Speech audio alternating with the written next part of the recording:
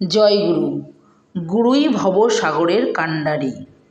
সদ্গুরু শ্রী শ্রী নিগমানন্দ দেব আমাদের মতো অজ্ঞানী, তাপিত, পীড়িত, আর্ত মানুষকে উদ্ধারের জন্যই আবির্ভূত হয়েছিলেন।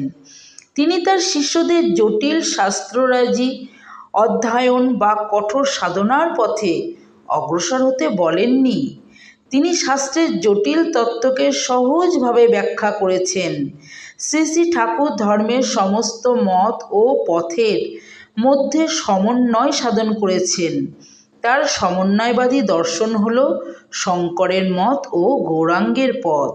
শ্রী শ্রী ঠাকুর শঙ্করের জ্ঞানের উদার মতো ও গৌরাঙ্গের প্রেমের সহজ পথের কথা প্রচার করলেন।